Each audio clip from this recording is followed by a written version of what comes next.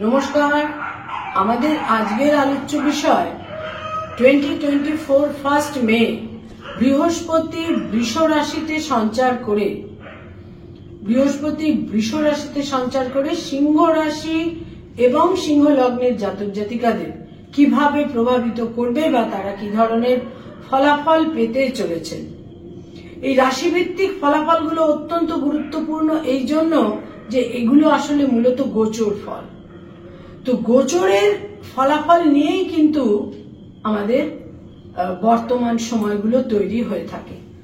সিংহ রাশি সিংহ লগ্নের জাতক জাতিকাদের নবম স্থান থেকে দশমে বৃহস্পতি সঞ্চার করছে, দশমে অর্থাৎ কেন্দ্রে, এবং সিংহ রাশি সিংহ লগ্নের যে অধিপতি অর্থাৎ রবি বা সূর্য, সেই রবির সঙ্গে বৃহস্পতির কিন্তু অত্যন্ত একটা ফ্রেন্ডলি জায়গা রয়েছে। ফলে সিংহ রাশি সিংহ লগ্নের জাতক জাতিকাদের দশমে বৃহস্পতি সঞ্চার করে কেন্দ্রে দশমে, যেটা তাদের হাউস অফ কেরিয়ার বা প্রফেশন, সেটা কিন্তু বিভিন্নভাবে তাদের প্রভাবিত করবে। এবং এই বৃহস্পতির দৃষ্টি থাকবে তাদের দ্বিতীয় ঘরে, চতুর্থ ঘরে এবং ষষ্ঠ ঘরে। ধনাগমের ক্ষেত্র, ধন সঞ্চয়ের ক্ষেত্রে বিশেষ করে যথেষ্ট শুভ হবে।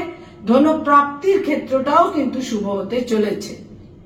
এবং এর সঙ্গে সঙ্গে তাদের সুখাদ্য পাওয়া, সুখাদ্য গ্রহণ, খাওয়া দাওয়ার যে কোয়ালিটি অফ ফুড, এটা কিন্তু তাদের জীবনে একটা বেশ ভালো জায়গায় আসবে। খাদ্য সুখ বা খাওয়া দাওয়ার ক্ষেত্রে একটা স্বাচ্ছন্দ্য ইত্যাদি তারা পাবেন। ব্লাড রিলেশন, নিকটজন, যেগুলোকে আমরা জীবনে মনে করি যে আমাদের রিসোর্স, যদি অবশ্য তারা রিসোর্স হন, রিসোর্সের ক্ষেত্রটাও কিন্তু একটা জায়গায় প্রসারিত হবে এবং পজিটিভ, ইতিবাচক হবে।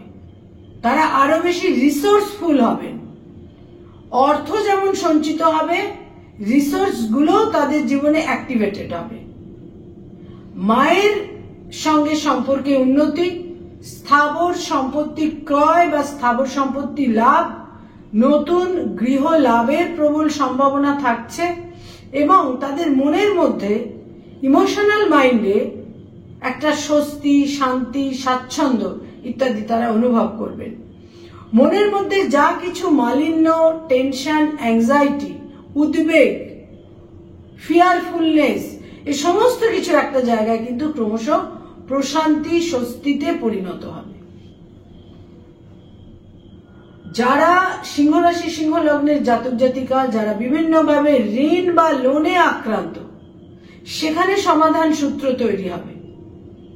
কোনোভাবে একটা প্যাচ আপ হওয়া, কোনোভাবে একটা আলোচনার মাধ্যমে একটা প্রপার একটা চিন্তা ভাবনা তৈরি হওয়া এবং সেখান থেকে কোনোভাবে ঋণ মুক্তি হওয়ার সম্ভাবনা কিন্তু যথেষ্ট পরিমাণে থাকছে।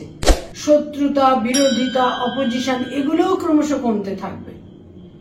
যে সমস্ত রোগ নিয়ে তারা বিব্রত, চিন্তিত ছিলেন, বিশেষ করে আপার অ্যাবডোমেন জনিত সমস্যা, সেখানেও রোগ ব্যাধির ক্ষেত্রে সুচিকিৎসা ইত্যাদি তৈরি হবে। আর্থিক ক্ষেত্রটা ক্রমশ স্ট্রং বা শক্তিশালী হবে।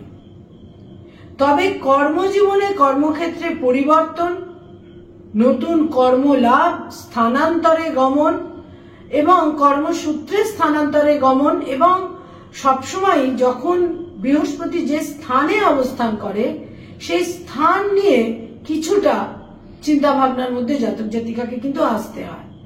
কর্মহানি, কর্মচ্যুতি ইত্যাদি আমি ঠিক বলবো না, তবে কর্মক্ষেত্র নিয়ে তাদের বেশ চিন্তা ভাবনা কিন্তু করতে হবে। পিতৃস্থানীয় ব্যক্তি, পিতা বা বস, তাদের সাপোর্ট, সহযোগিতাও কিন্তু তারা পাবেন। বিরোধিতার অবসান তো অতি অবশ্যই হবে তাদের। আর্থিক ক্ষেত্রে ক্রমশ একটা স্ট্রেংথ তাদের আসতে চলেছে। এবং বৃহস্পতি যেহেতু তাদের দশমে অবস্থান করবে, এবং বহু ক্ষেত্রে দেখা যাবে যারা এই মুহূর্তে কাজকর্ম ইত্যাদি খুঁজছিলেন, তারা হয়তো জবলেস হয়ে আছেন, নতুন চাকুরি বা কর্মের সন্ধান করছিলেন, সেখানে বহু ক্ষেত্রে পড়ানোর কাজ, টিচিং প্রফেশনের সঙ্গে নিযুক্ত হওয়ার একটা প্রবল সম্ভাবনা থাকছে। আমরা এরকম বহু ক্ষেত্রে বহু মানুষকে দেখি যে তিনি খুব একটা হয়তো এই সাংসারিক জীবন যেটা রয়েছে সেখান থেকে সরে কোনো আশ্রমে গেলেন বা কোনো আশ্রমবাসী হলেন, আশ্রমিক হলেন, বা একটু অন্য ধরনের, অন্যতর, একেবারে আমি সন্ন্যাস জীবন বলছি না, অন্যতর জীবন তিনি যাপন করলেন, যার মধ্যে স্পিরিচুয়ালিটি রয়েছে, যার মধ্যে একটা কালেকটিভ ইন্টারেস্টের দিক রয়েছে। কারণ বৃহস্পতি নির্দেশ করে ডাইরেক্টলি বা ইনডাইরেক্টলি আমরা যেন কালেকটিভ ইন্টারেস্টের প্রতি আগ্রহী হই এবং যত্নশীল হই। যে সমস্ত সিংহ রাশি, সিংহ লগ্নের জাতক জাতিকারা এই ধরনের সেলফ ইন্টারেস্টকে অতিক্রম করে কালেকটিভ ইন্টারেস্টের প্রতি যত্নশীল হবেন, তারা কিন্তু বিশেষভাবে শুভ ফল পেতে চলেছেন। এবং পিতামাতার কাছ থেকে একটা সাপোর্ট, সহযোগিতা, তাদের সান্নিধ্য, তাদের আশীর্বাদ, তাদের দাক্ষিণ্য ইত্যাদিও কিন্তু তারা, পারিবারিক ক্ষেত্রে সুখ শান্তি ইত্যাদিও তারা কিন্তু অতি অবশ্যই পেতে চলেছেন।